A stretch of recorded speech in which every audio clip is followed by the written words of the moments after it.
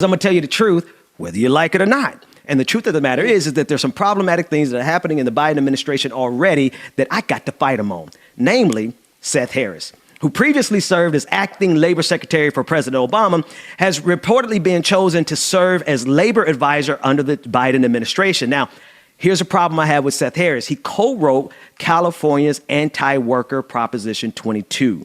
Proposition 22 exempts companies like Uber and Lyft from having to classify their workers as employees, stripping them of basic wage and labor protections. I have a serious problem with this because his role in the Biden administration will focus on worker organizing, collective bargaining, and labor standard enforcement, among other issues. This is a quote from AFL-CIO President Richard Trumka. He said, Seth has a broad base of knowledge about the labor community. Well, President Richard Trumka, let's talk about Proposition 22. He is the brainchild. He is the trust. He is the person who pushed it.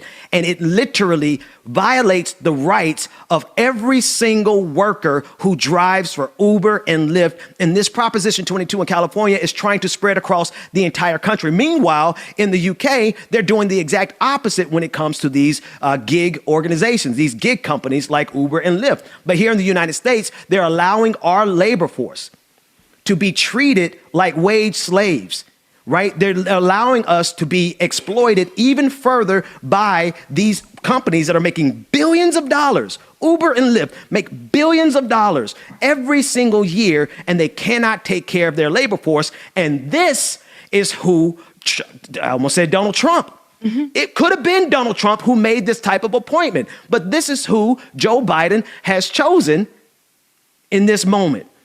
The problem I got with this runs extremely deep because anytime someone puts somebody in their administration who expressly is doing the bidding of corporations that have no qualm, no hesitation, no reservation whatsoever about exploiting labor, we have to have a problem with it. Because if Democrats aren't going to fight on behalf of working people, you sure as hell know Republicans aren't going to fight on behalf of working people. So what the hell are working people supposed to do besides around the world uniting and fighting back against this type of oppression? You all are leaving us with no choice. The decisions that this administration is making in the first 100 days is literally leaving us with no choice. The people are going to have to take matters into their own hand. Rebecca, that's all I got.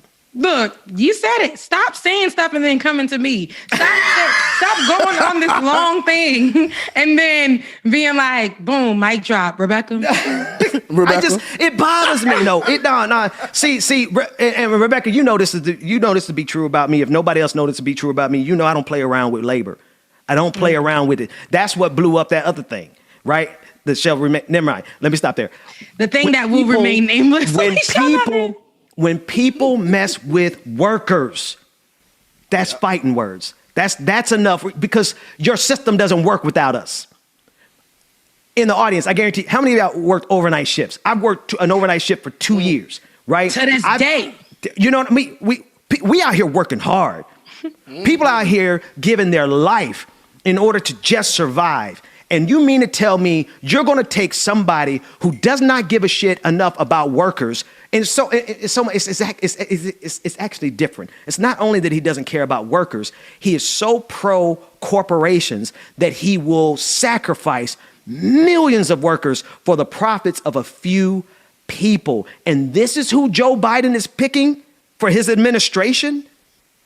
Folks, if you don't like what we're saying, I'm sorry, Rebecca. I'm sorry, James. I know we're trying to get these numbers up. I know, but unfollow, unsubscribe right now, because if you cannot speak truth wherever it has to be spoken, you can't rock with this show, because we liable to step on your toes every single day, because when the truth hurts, that's all the more reason we got to spit it. You know what I mean? We got to tell the truth even when it hurts. And y'all being gaslit, whether you like it or not. Whether you like it or not. Yeah, I totally agree. You said a really good point there. It's funny because Biden is choosing these people with the history of not caring for people. And it's funny because it seems like It's not funny because I ain't laughing, but it's interesting because it seems like Joe Biden is trying so hard. He's doing 6 jobs, 6 jobs.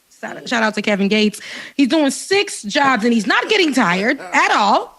And he's definitely doing 6 jobs to appease the GOP. He's doing that to but for us, what you doing? It's not enough, sweetie. Like where, what? You're doing so much for the GOP. You're picking people who their resume is trash. And I'm talking about they don't even have the skills. They don't have it. There is no PowerPoint or any kind of anything that they can do, but you're just taking them anyway. Shout out to Mira Tandon. You know, listen.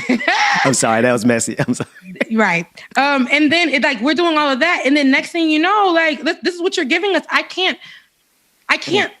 guess this is why I get so frustrated with y'all. You know, I love y'all. I mean that with everything in here, my soul. But you guys cannot give an excuse for somebody who's doing so much more for the other side than for you and yours. Yeah. That's it. Simply put, that's it. That's it. That's it. They are doing more for the other. They're doing more for Joe Manchin. They're doing more for one backwoods, ignorant, rich. Don't get it twisted. He rich. Top 1% probably. Wow. Backwoods country ass Bama from West Virginia. They more concerned with satisfying that one white man than all the millions of Americans who need help right now. You should be upset. You should be pissed off with this administration kowtowing to this inbred redneck from West Virginia who don't give a damn about workers. In the meantime, millions of people ain't gonna get a check. And that includes millions of children. And they act like somebody making $150,000 in California is a couple of two. A family of two making $150,000 in California, New York, they in the working class. Ask me how I know. Hell, we were making about just a little bit less than that in Boston. We could barely survive. And if we were in Boston right now working, my wife was working for Harvard, I was working for HubSpot, still couldn't survive because childcare was $2,500 a month. And you mean to tell me that if I was in that same exact situation right now, Joe Manchin, Joe Biden, that you would not give us a check? James, let's go to a quick break, man, because they gonna make me flip this camera over, man, because you shaking the table this morning. You shaking the table this morning.